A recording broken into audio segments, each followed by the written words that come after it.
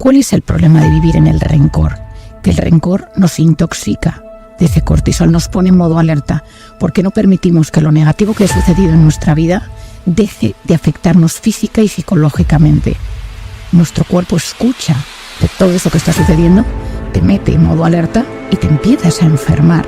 Y el cuerpo al cabo de unos meses empieza una enfermedad del sistema inmune, una enfermedad inflamatoria, una enfermedad de la piel, enfermedades inflamatorias. Marianne, he disfrutado muchísimo tu libro y desde las primeras páginas en realidad me sorprendiste cuando hablas de una sociedad en donde el 20% de las personas están medicadas por problemas de ánimo y pensé en las muchas otras que no tienen tratamiento pero que probablemente también lo necesitan y esto evidentemente nos dice que no estamos sabiendo qué hacer para que nos pasen esas cosas buenas y yo quiero saber cuál es ese primer paso, digamos que para poner manos a la obra. Bueno, Rocío, de hecho cuando escribí el libro en el año 2018 era un 20. Tras la pandemia estas cifras se han incrementado según los países entre un 40 y un 60. Que estamos hablando de ansiolíticos, pastillas para dormir, antidepresivos. La demanda de temas de salud mental en los últimos 3 años ha incrementado muchísimo. ¿Cuál es la razón? Bueno, pues por un lado que no sabemos vivir en esta sociedad que tiene alerta, que tiene miedo, que tiene incertidumbre, que nos pueden pasar cosas malas. Por otro lado, nuestras vías de escape se han convertido en cosas que no nos hacen bien a nivel neurológico, neurofisiológico, neurocientífico, entender que esas vías de escape, redes sociales, azúcar, alcohol, drogas, sexo desorganizado, pues activa la dopamina del cerebro, pero de forma masiva y lo que hace a la larga es quitarnos alegría, nos mete en un estado de apatía. Nadie que está enganchado a algo regular es feliz, nadie. Y claro, los síntomas de ese vacío existencial, pues es la angustia, es la tristeza, esa falta de sentido de vida y ahí es cuando vas a un médico, a un terapeuta, a un psiquiatra y dices, dame algo para no sentir este malestar. No soporto este malestar. Y efectivamente, cuando llegamos a este punto hay que decir, oye, ¿cómo salgo adelante? ¿Qué puedo hacer para salir de este estado de tristeza, de angustia? Y hay que volver a encontrar un sentido de vida y conocer qué me está pasando. Ese sentido de vida tan importante, es como la directriz, ¿no? Saber hacia dónde. El camino. Tú dices algo que también me pareció contundente, una afirmación, que dices, más que ser lo que comemos, somos lo que sentimos, lo que pensamos, lo que amamos, Marianne. Entonces somos esas emociones al final. No, totalmente. O sea, no quiero quitar de menos a la comida, que efectivamente sabemos que tiene la afluencia, pero y yo doy todo el espacio a los nutricionistas y médicos digestivos, pero no hemos dado la suficiente importancia a lo que pensamos y a lo que sentimos.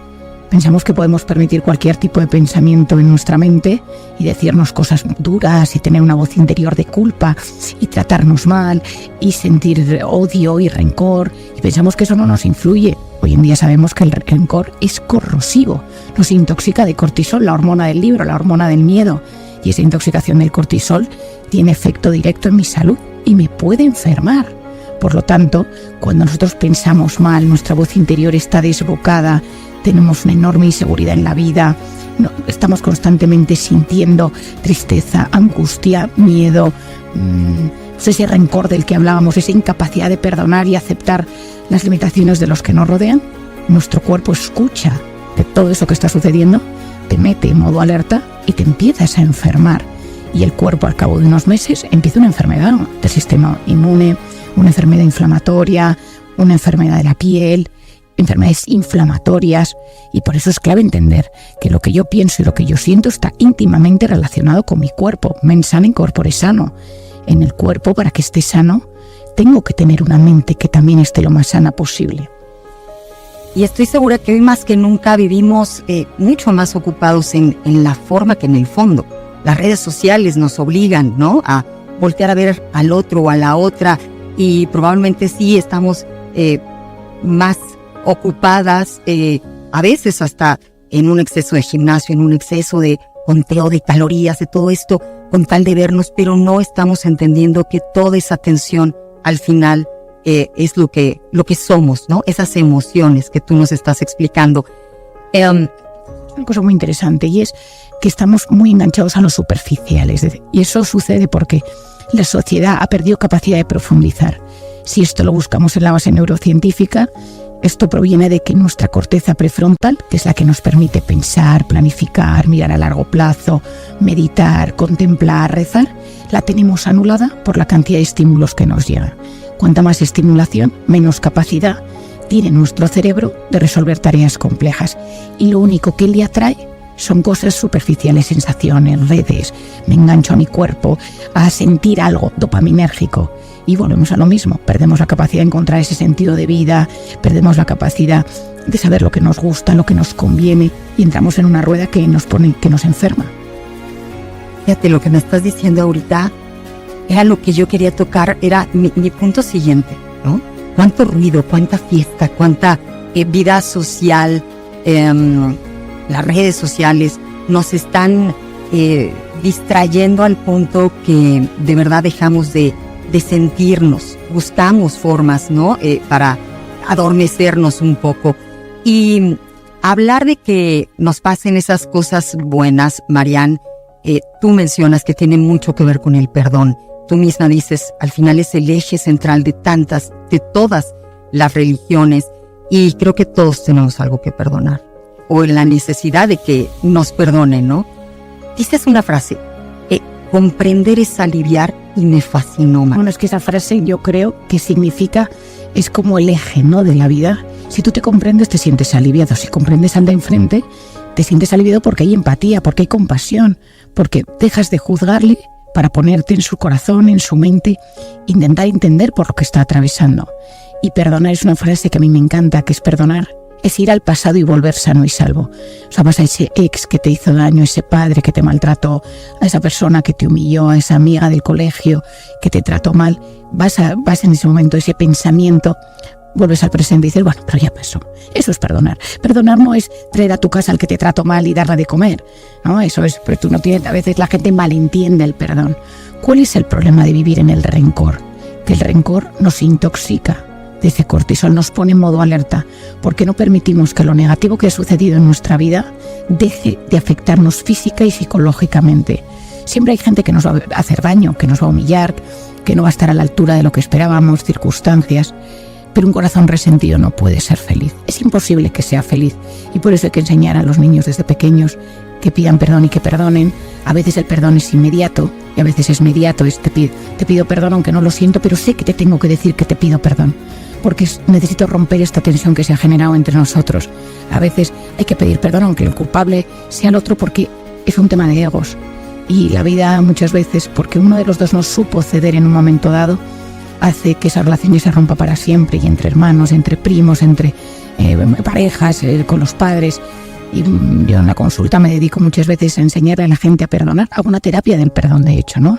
Entonces, que yo a la gente le pregunto el primer día, ¿a quién no has perdonado? ¿Quién tienes en lo que yo llamo tu blacklist, ¿no? Esa lista en la que metes gente que en un momento dado, y yo busco entender qué pasó. Porque te hirió, te humilló, te abandonó, te hizo daño. Y hay gente que hace mucho daño. Pero si vivimos enganchados a esas personas que nos hicieron daño, es imposible que nuestro organismo conecte de forma sana con la interpretación del presente que tiene delante.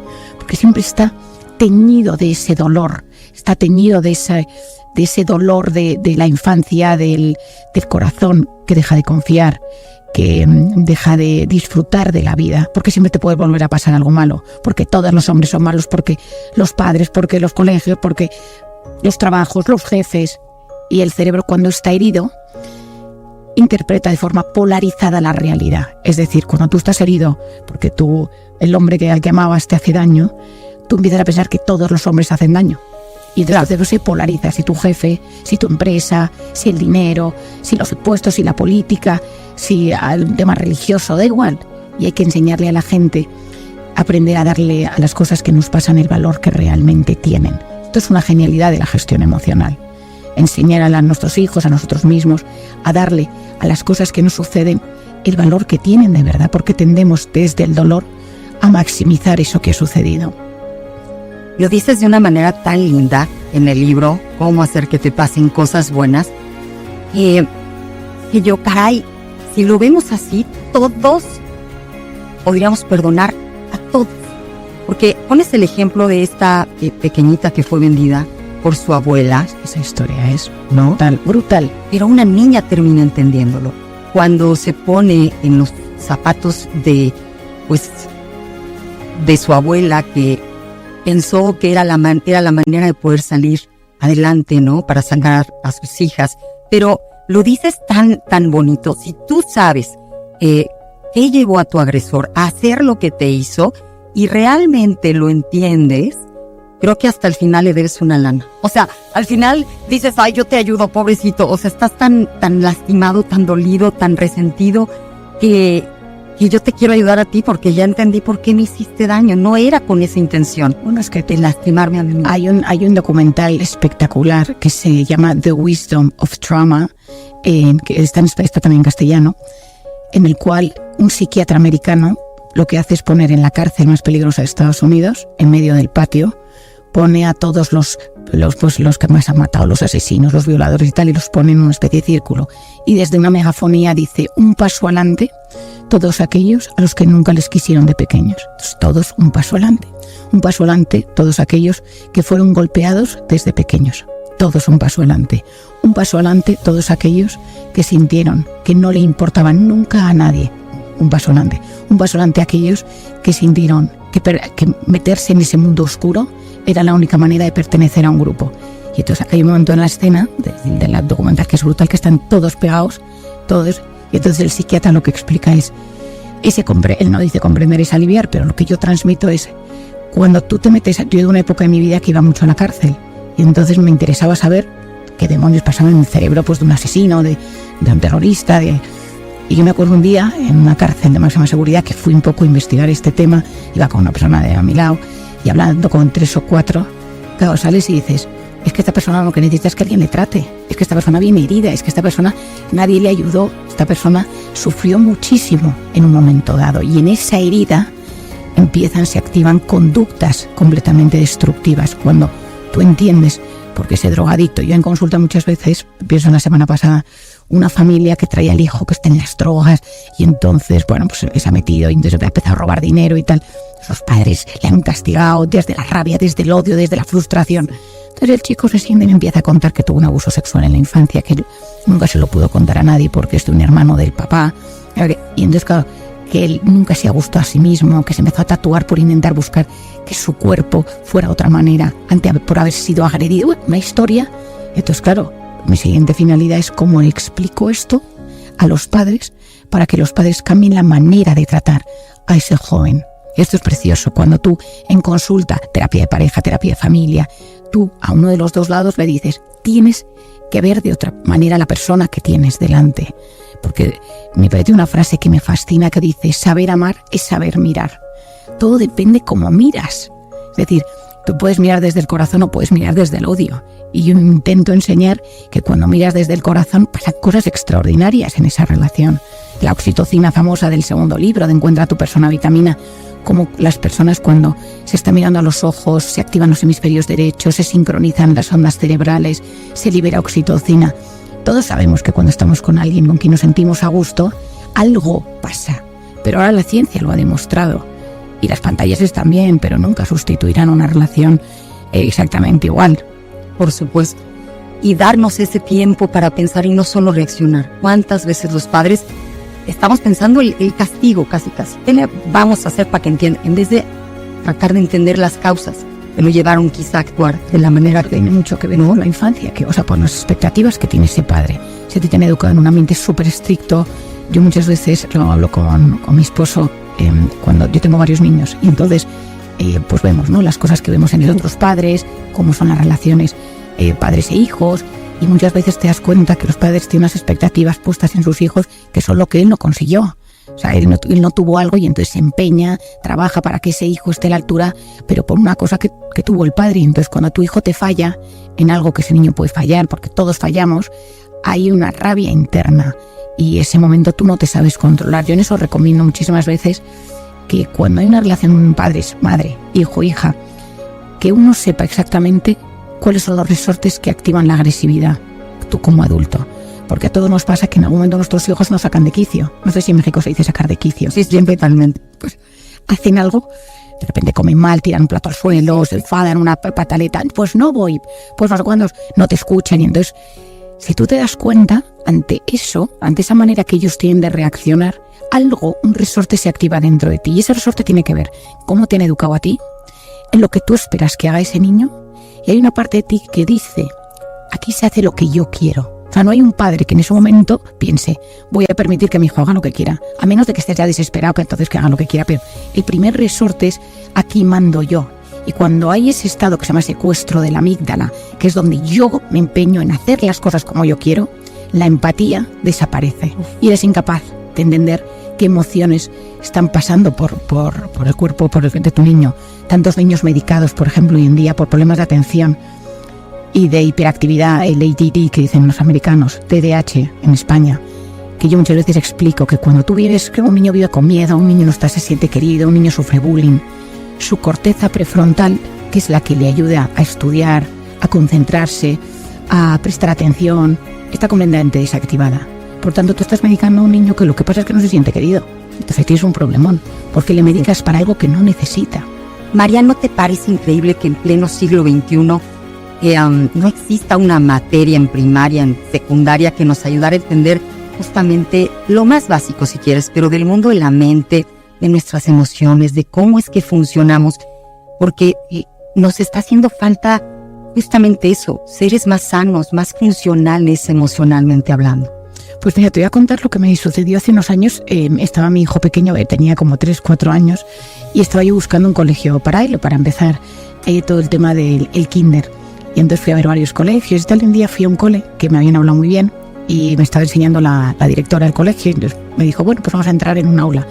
Y debía ser de segundo año de kinder, como de 4 o 5 años. Y entro y tenía la profesora, todos los niños sentados, la profesora María, que es un sol de persona, y entonces tenía todos los niños sentados con un bote, y entonces les hacía levantarse a cada uno y explicar cuál era su emoción según el color.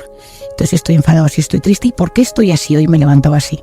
Entonces yo estaba en la puerta mirando la escena, bueno, casi me muero, o sea, no me lancé en avalanche de la profesora de milagro, y entonces yo veía a los niños enanos, y entonces decía yo, y estoy triste porque mi papá esta mañana no estaba cuando me he levantado, yo hoy me estoy cansado porque he dormido mal, niños enanos. Y yo entonces le dije a la directora que quería escuchar, y entonces me quedé en la puerta escuchando, y al terminar la clase la profesora me vio, entonces le dio como una cosa, un vuelco ahí, y dijo, ay Dios mío, y le dije, no, quiero que mi hijo entre en esta clase mañana. ¡Oh, qué bonito! Y ha sido la profesora de mi hijo mayor, de mi hijo el segundo, y ahora está siendo la profesora de mi hijo el pequeño. Y es una profesora que ya entendió desde el primer momento que a los niños había que enseñarles emociones desde pequeños. Y hay una materia que se llama inteligencia emocional que hacen 2 veces a la semana.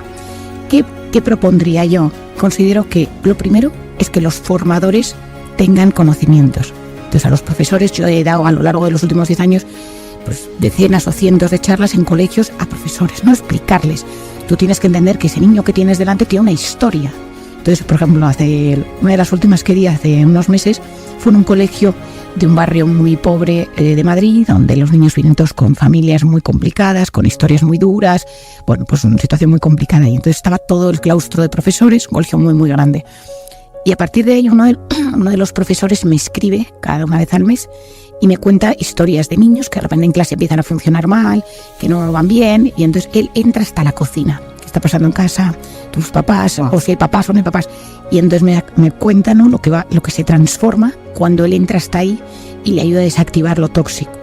Bueno, para mí es revolucionario, pero cuando yo empecé hace 10 años a hablar de que había que hacer prevención en salud mental, pues había mucha gente que le parecía que era una gran idea, pero utópica. Y yo decía, bueno, pues yo lo voy a intentar. Y yo empecé a impartir. De hecho, México fue uno de los países que más me abrió las puertas. O sea, yo aquí en muchísimos colegios de México y de pues México, Monterrey, Guadalajara y en universidades de este país. Llevo 10 años viniendo a hablar de este tema y ahí nace este libro. O sea, este libro tiene una raíz mexicana muy importante, que es cuando yo he terminado y la gente me decía, ¿y esto no lo tienes escrito? Y entonces, pues yo en Madrid empecé a escribirlo. Y mi conferencia, Ser Feliz, cómo gestionar las emociones, que está grabada en la UP en Guadalajara, es el origen de este libro. Yo creo, como tú, que necesitamos una sociedad donde no nos dé miedo meter estos temas en el ámbito educativo, en el ámbito empresarial, incluso en el ámbito político. Bueno, nos vendría de bien que a todos. Porque cuando uno tiene esta neurociencia de la felicidad, que son herramientas para conectar mejor con el presente, uno funciona mucho mejor. Pero si no, todo el mundo va enfadado, triste, rabioso, porque nos convertimos, si no nos conocemos y no nos gestionamos bien, nos convertimos en esclavos de nuestras tendencias, de los impulsos, de nuestras emociones, de lo que está de moda, y dejas de ser dueño de tu vida y de tu mundo interior. Totalmente. Ahora que dices de los niños, ¿cuántas veces damos por hecho que por ser niño está feliz? ¿No? Y de repente está, ay, ya mi amor, ya estás cansado, o ya no llores, mi vida, y aquí está el dulce, y todo lo resolvemos tan rápido. El mundo es tan demandante que pronto queremos apagar los fueguitos que a veces surgen de un niño. Y es cuando seguramente se está gestando todo aquello que va a estar determinando a ese adulto, ¿no? Pero de verdad creo que muchas veces damos por hecho que los niños están bien. Y ahorita que tú lo dices, bueno, las emociones pueden tener colores, puede ser una manera en donde ellos quizá ni se den cuenta, que crean que están jugando, pero están aprendiendo. O sea, quiero decir, y reconocen, y esos niños, tú has dicho una cosa muy importante, ningún padre quiere ver a su hijo sufrir. Entonces, ese no verle sufrir puede significar que tu hijo le tienen que elegir para el equipo de fútbol y tú haces todo lo posible para que le elijan en el equipo de fútbol. Tu hijo lo ha invitado a un cumpleaños y tú llamas al papá del cumpleaños o a la mamá del cumpleaños. Tu hijo se siente triste y le das un caramelo. Y hay una parte muy importante que es enseñar a los niños desde pequeños a tolerar la frustración y a tolerar el no. Es decir, tú vas a un supermercado, caso típico que a mí me pasa constantemente, y los niños dicen, mamá, me llevo esto, estas galletas, este caramelo, este juguete, este... Digo, no, ellos me digo la frase, hoy no es un día especial. Y los sábados dejo pues, que haya un desayuno más especial o valme la merienda, pero los sábados. Y entonces, mamá, pero yo quiero, y entonces yo lo veo con las otras madres en el mismo supermercado, y ya veo a la madre que ya ha tirado la toalla y dice, pues llévate lo que quieras, ¿no? Y se rinde, pero entiendo que es algo difícil, porque es una negociación, o sea, que es a ver quién puede más, y el cerebro de la madre está exhausto, y en el fondo el niño consigue lo que ha querido y se calla, y entonces ya no tienes que... Pero la idea es que crea que esos niños sean capaces de tolerar el no, y que ese niño de repente, pues que esto me pasa a mí constantemente, cada día del año es el cumpleaños santo o festividad de algo del colegio y aparecen con caramelo, chucherías y tal, mamá, y me han regalado tal. Entonces yo les explico de la forma más sana posible que no se puede estar todo el día comiendo caramelos. Como yo tengo una una genética muy mala en mi boca y lo paso muy muy mal, les explico que los dientes de mamá pues parte ha tenido culpa en la alimentación, que no es verdad, que es un tema genético, pero para que entiendan que pueden romperse los dientes. Entonces, para mí el éxito es cuando de repente llegan a casa y me dicen, mamá, hoy era el cumpleaños de tal y aquí están los caramelos que nos han dado. Digo, ay, Dios mío, estamos fortaleciendo la cosa, se da qué alegría, ¿no? Y entonces me digo, soy el único que no me lo he tomado, mamá, ¿me lo puedo tomar ahora? Y entonces, claro, en el fondo le quieres premiar por haber aguantado, pero es que no se puede estar comiendo caramelos todos los días. Entonces, ahora, el cuide lo que tú has dicho, eso es súper importante. Queremos resolver esos estados de malestar del niño cuanto antes. Y al resolverlo, en su sistema de recompensa les estamos dañando, porque no les enseñamos a tolerar la frustración. Y si a un niño no le enseñas a tolerar la frustración, el día que vengan malas, porque vendrán malas, no te hacen caso, el niño que te gusta no te hace caso, no te invitan a los cumpleaños, y más en la adolescencia, donde el cerebro está en un momento de transformación muy importante y el sistema de recompensa está en un momento de enorme vulnerabilidad. Entonces ahí vienen el auge de intentos de suicidio, los problemas de ansiedad en los jóvenes, porque les hemos dado a estos niños sensaciones dopaminérgicas siempre que se encontraban mal, tanto porque se las damos desde fuera o porque las tienen en su pantalla. Y entonces cuando se sienten aburridos o estresados, tienen un dispensador automático de dopamina, que es el teléfono, cuando siempre hay algo, TikTok, Instagram, siempre hay algo. Y entonces, porque la pantalla está diseñada para aliviarles, para darles ese momento de euforia momentánea, dopaminérgica, pero luego viene el bajón y quiero más, y por eso es adictivo. Y se sabe hoy en día que esas pantallas están siendo adictivas. Pero están viendo al papá con la copita cada rato, o la mamá con el cigarro, o con el teléfono, también lo traemos a veces, pareciera que cosido en la mano. O sea, somos ejemplo justamente, ¿no? Claro, y un padre no puede pretender que un hijo haga lo que él no hace, porque el padre o la madre son los grandes maestros. Las neuronas espejo que se activan en esos niños que observan a sus padres son importantísimas. Una familia que lee, unos padres que leen, serán unos niños que lean. Eso es que seguro. Te puede costar más o menos, pero es mucho más sencillo. Si en una casa se hace deporte, si en una casa uno se ríe, si en una casa uno habla bien, pues las cosas es mucho más fácil. Esto significa que los padres nos tenemos que poner unas exigencias imposibles, porque eso es lo que está sucediendo a veces. Lo que tenemos que intentar es que haya muchísimo cariño y haya límites. Esto es la clave. Amor a raudales, te abrazo, te quiero, te comprendo, te achucho, te doy besos, pero te sé poner límites. Porque te quiero, te pongo límites. Y porque te quiero, te digo que hasta aquí no. Y ese es el equilibrio.